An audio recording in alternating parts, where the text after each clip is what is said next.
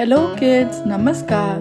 Today let's read a story of Pied Piper of Hamlin.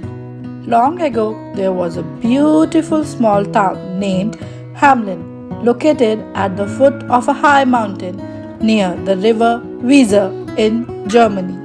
Hamlin was a busy town as it had a big market square in its heart. Traders from far and near came to its market to exchange articles of daily use. The people of Hamlin were very noble, but they did have one fault. They were careless of keeping their houses clean. Kitchens were left untidy, and peels of fruits and vegetables were thrown in street. Lack of cleanliness was sure to attract rats to Hamlin. Not only this, the rats were increasing in number and getting bigger in size day after day. It won't be wrong to say that rats had become a terror for the people of Hamlin. Every house in the town abounded with rats, and they roamed freely on the roads and streets of the town. They nibbled whatever they found, and housewives were always in awe of these rats. Little children were not safe in their beds even by day. It was only at night that the rats hid themselves in their holes. To get rid of the rats, people of Hamlin used traps and reared cats and dogs. The rats had become so big that they scared the cats and the dog even. Nothing worked indeed to free the town from the rats. Feeling helpless, the citizens got together and went to the mayor of the town.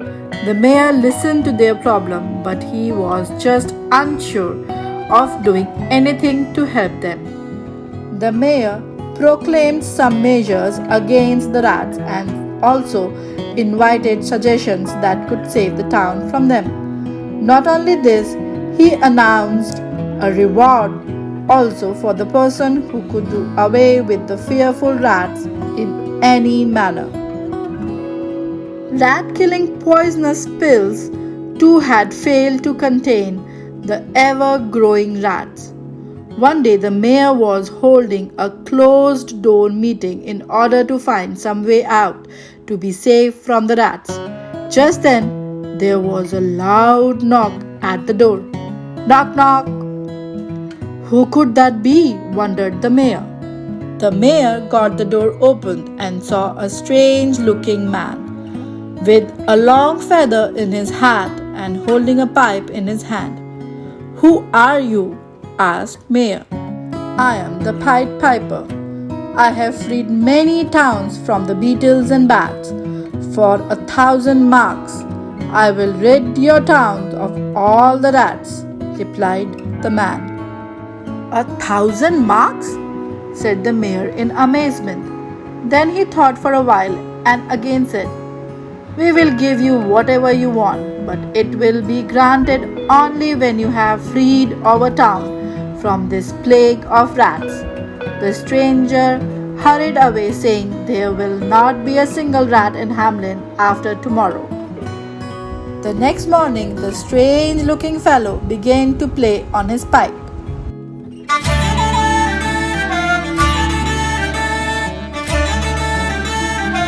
As soon as the sound of the pipe floated through the streets of Hamlin, the rats of every size started coming out of the doors, windows and gutters of each and every house. The rats flocked around the Pied Piper, and as he walked through the streets of the town, playing on his pipe, more and more rats came out to follow him, making an endless beeline.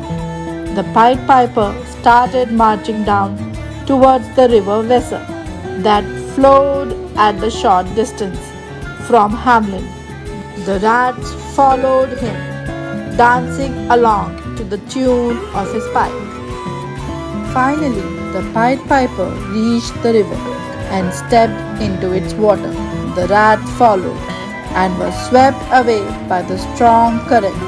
The Pied Piper kept playing on his pipe till the last of the rats got drowned into the river. The next day, the piper came back to the town. The people of Hamlin were rejoicing at what he had done for them. The piper went to the mayor and asked for his 1,000 marks. The mayor laughed at him and said, "No doubt you have accomplished a wonderful task, but isn't 1,000 mark a hefty reward for a day's work?" Moreover, the rats were drowned in the river current. All you did was to play on a little pipe of yours. Still, I am ready to pay you 100 marks. Be satisfied with this reward and think yourself to be lucky, the mayor remarked. The piper got very angry and told the mayor, "You promised to pay me 1,000 marks. Now you are going back on your promise. You will have to pay very heavily for this." Saying these words, the Pied Piper left the place. The mayor took the angry burst of the Pied Piper to be a hollow threat. He murmured, "The rats are all gone now. They won't come back at all. What can this piper do to harm me after all?"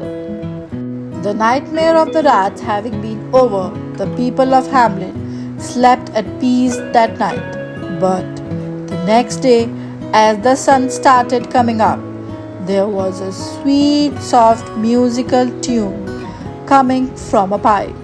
It was full of magical attraction indeed.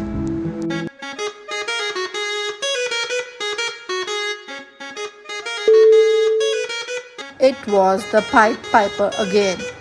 He was playing melodious music that magically attracted the children of Hamlin. All the children came out of their homes and flocked around him. Charmed by the music, they began to follow him just as the rats had done. Every boy and girl from Hamlin just followed the Pied Piper as if under some spell. The parents rushed behind and called out to their children to stop short and be back.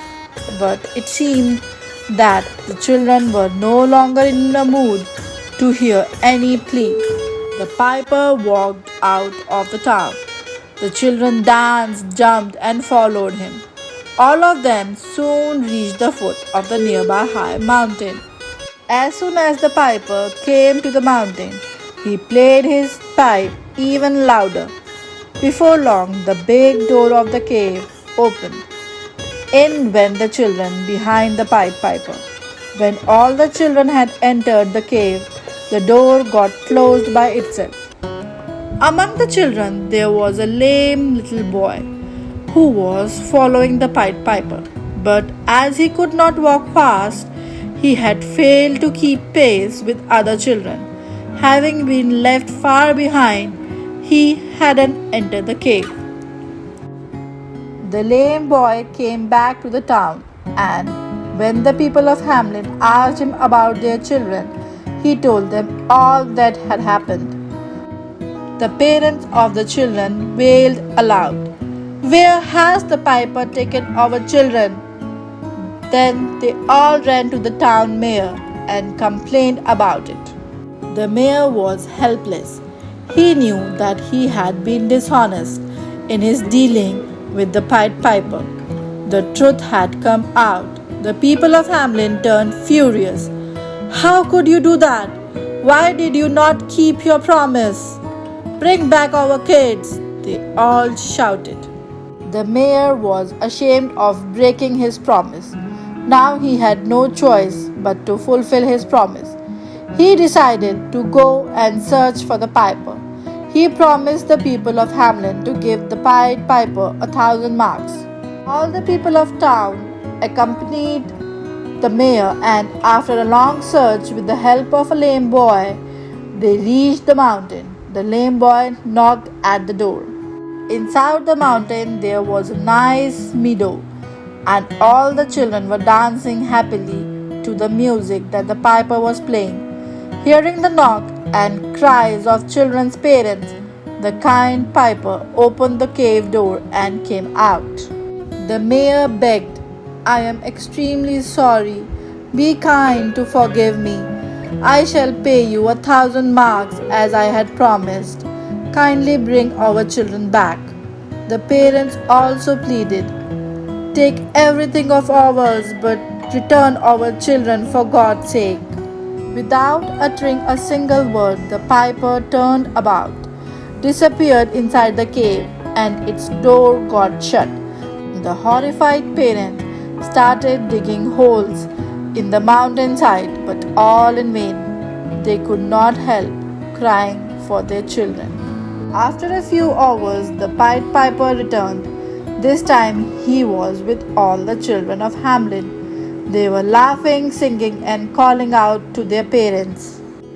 The mayor and the people of Hamlin thanked the Pied Piper and paid him 1,000 marks. They had learned a bitter lesson, never to be ungrateful and greedy. Thank you, and don't forget to subscribe our channel Story Club India.